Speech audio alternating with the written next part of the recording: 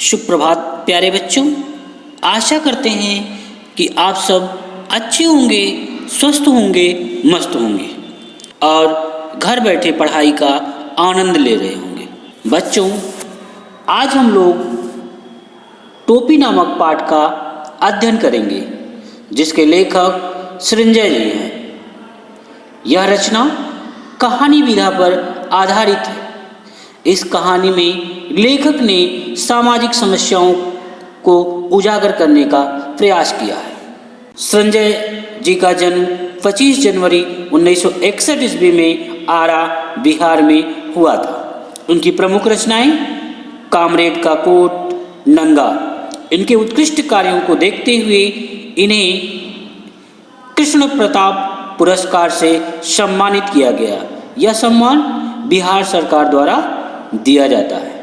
लेखक ने कहानी के माध्यम से यह बताने का प्रयास किया है कि इस कहानी में एक नन्ही गौरैया के दृढ़ निश्चय और प्रयासों का लेखक ने वर्णन किया है। लेखक के अनुसार प्रत्येक व्यक्ति को नन्ही गौरैया से प्रेरणा लेनी चाहिए और अपने जीवन को सफल और अर्थपूर्ण बनाना चाहिए। लेखक कहता है कि एक गौरैया, मादा गौरैया और एक गौरा, नर गौरैया का संबंध बहुत ही घनिष्ठ था। सदैव साथ साथ उठते, बैठते, सोते, जागते, हंसते और रोते थे। एक शाम गौरैया ने गौरे से कहा, देखो आदमी कैसे रंग बिरंगे कपड़े पहनता है, उस पर कितना अच्छा लगता है। गौरे ने तुरंत विरोध करते हुए कहा कि कपड़े पहनने से आदमी बदसूरत लगने लगता है, उल्टे उसकी खूबसूरती ढक जरूर जाती है। गौरा बोला, अब तू ही सोच, अभी तो तेरी सुंदर काया का एक एक कटाव मेरे सामने है, रोवे रोवे की रंगत मेरी आंखों में चमक रही है।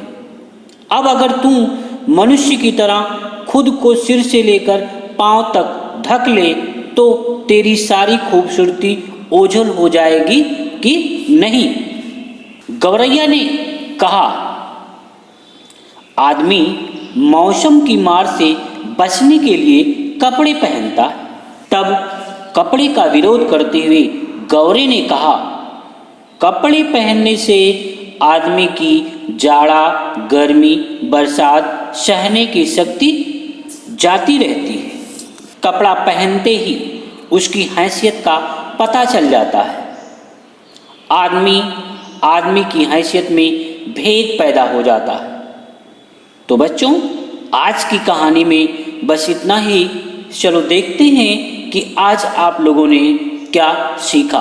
बहुविकल्पी प्रश्न। आपका पहला प्रश्न है, टोपी कहानी नामक पाठ के लेखक निम्नलिखित में से कौन है? आपके विकल्प हैं का रामकुमार, खा सृंजय, गा संजीव, घा राजीव। तो बच्चों, आपने सही अनुमान लगा लिया होगा कि आपका सही विकल्प क्या है। आपका सही विकल्प है खा सृंजय। आपका अगला प्रश्न है, गौरैया और गौरे में किस विषय को लेकर बहस छिड़ी हुई थी? आपके विकल्प हैं का घोंसले बनाने को लेकर, खा मनुष्य द्वारा कपड़े पहनने को लेकर, गा अनाज के दाने जमा करने को लेकर, घा राजा को टोपी दिखाने को लेकर। तो बच्चों, आपने सही अनुमान लगा लिया होगा कि आपका सही विकल्प क्या है। आपका सही विकल्प है खा मनुष्य द्वारा कपड़े पहनने को लेकर। आपका अगला प्रश्न है, गौरैया का कहना था कि कपड़ा पहन लेने के बाद आदमी और भी लगने लगता है। आपके विकल्प हैं का खूबसूरत, खा पढ़ा लिखा, गा सभ्य और सुशिक्षित, घा बदसूरत।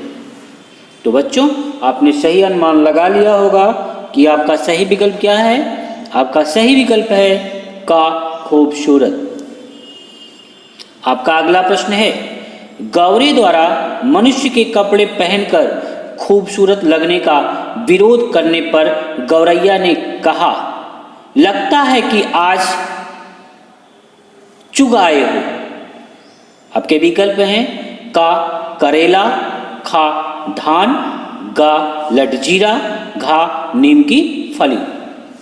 तो बच्चों आपने सही अनुमान लगा लिया होगा कि आपका सही विकल्प क्या है।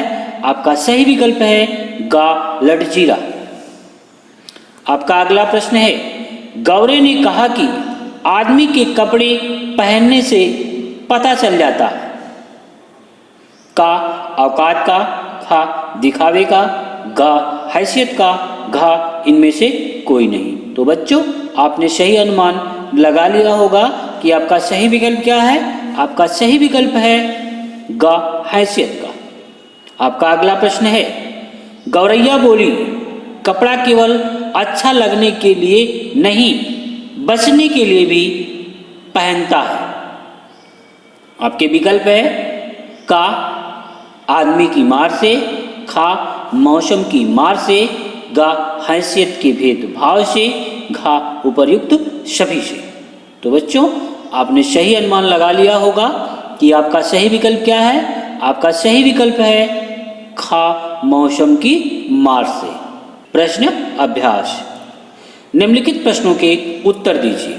आपका पहला प्रश्न है, गौरैया और गौरा के बीच किस बात पर बहस हुई और गौरैया को अपनी इच्छा पूरी करने का अवसर कैसे मिला। आपका दूसरा प्रश्न है, गौरैया और गौरे की बहस के तर्कों को एकत्र करें और उन्हें संवाद के रूप में लिखें। धन्यवाद बच्चों, अगले वीडियो में हम आपसे पुनः मिलते हैं।